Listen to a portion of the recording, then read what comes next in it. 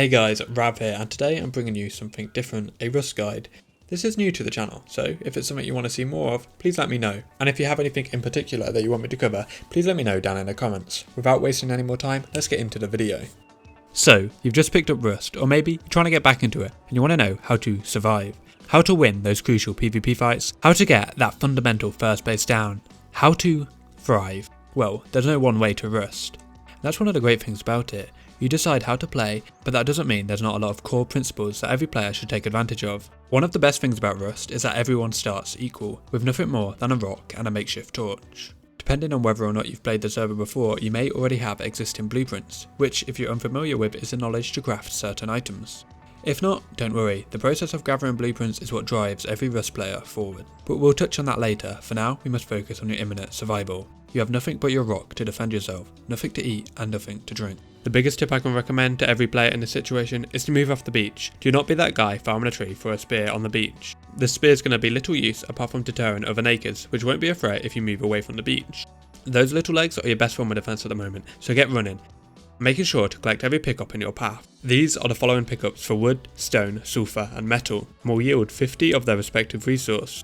More importantly, we want to be gathering every piece of hemp we see, which yields us 10 cloth, a crucial resource especially in the early game. With 30 cloth, we can craft ourselves a sleeping bag, which will act as a respawn point. Another 50 combined with 200 wood and will get us a bow, a capable weapon for hunting and defending ourselves at this point in the game. My usual strategy is to immediately run inland on spawn, checking the map for any base spots that interest me. I always make sure my base is relatively close to a tier 2 monument.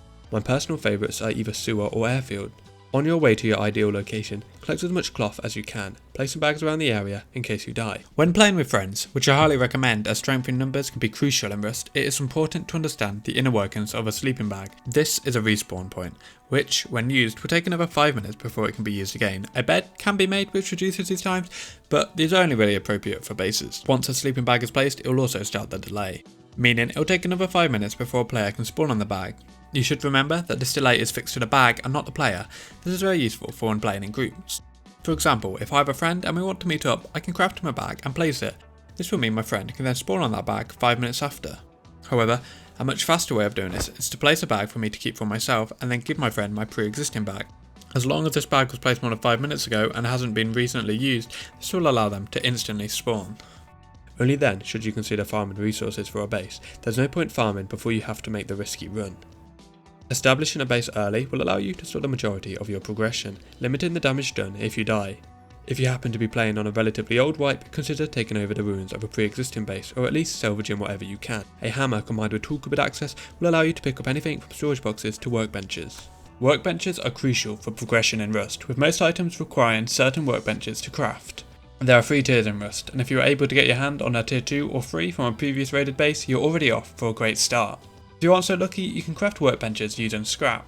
This is one of the most valuable resources in Rust and is used to research items or progress through tech trees. In addition, it can be used at NPC traders as a basic form of currency. Fortunately for us, there's a wide range of methods of obtaining this resource. The most basic and easiest way to gather scrap is to loot crates and barrels. You can find barrels and crates at either monuments or at scrap piles along roadsides. If you're struggling with too much competition, you can utilise a boat and head out to sea to loot floating scrap piles. Bring a diver suit and you can dive down at the floating bottles to find shipwrecks, which contain even more crates for you to loot for additional supplies. The ocean method is best for those who are struggling against other players and is a great way to quietly gather some scrap. Components are used to craft items and are also found in barrels and crates. However, these components can also be recycled for raw materials and scrap.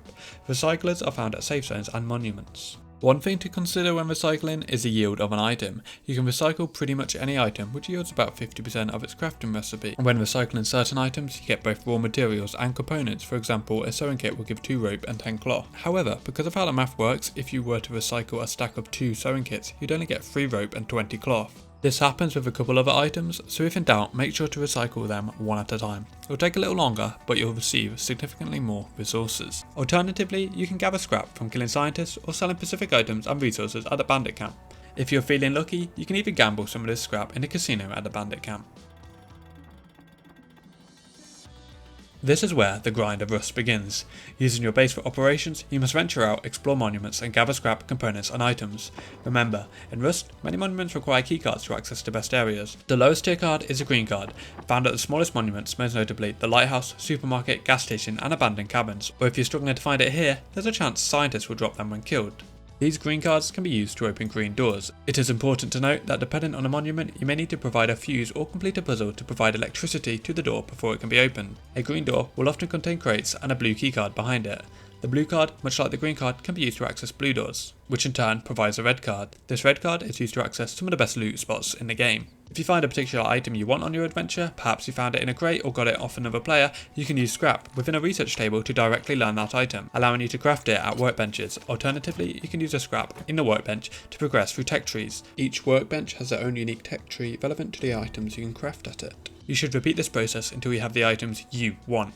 Once you have acquired some basic items and weapons, the direction you want to play is up to you, whether you want to challenge the oil rigs, attempt to board the cargo ship, or take a try at securing a heli crate. Maybe you even want to put your skills and base to the test and attempt to shoot down the attack helicopter. This can be done by targeting both rotors. Do be warned, this is not easy and it will fire rockets at your base, causing damage. However, the helicopter has a chance to drop that M249, the best weapon in the game. If you don't fancy risking your base, you can acquire some explosives and attempt to take out Bradley, a tank which guards the launch site, but it also happens to drop similar loot to the attack heli. And of course, once you have the relevant explosives, render all the bases of your enemies to rubble. Take what they have and expand your influence in the slice of the map that you call home.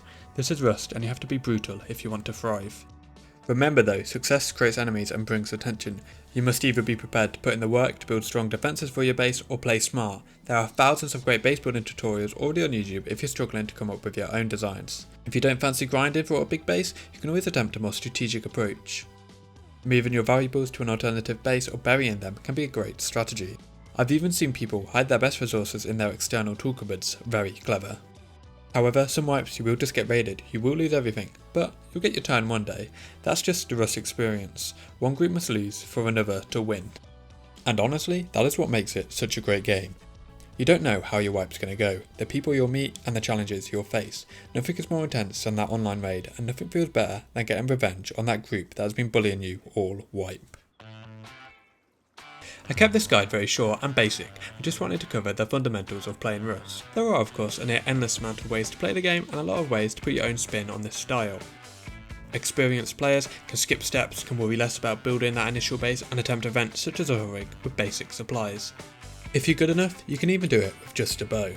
If this video was something you enjoyed and found useful, consider subscribing and commenting what guide you'd like to see next. I'm also interested in seeing what strategies you guys employ to your wipes. Thanks for watching, this has been Rav.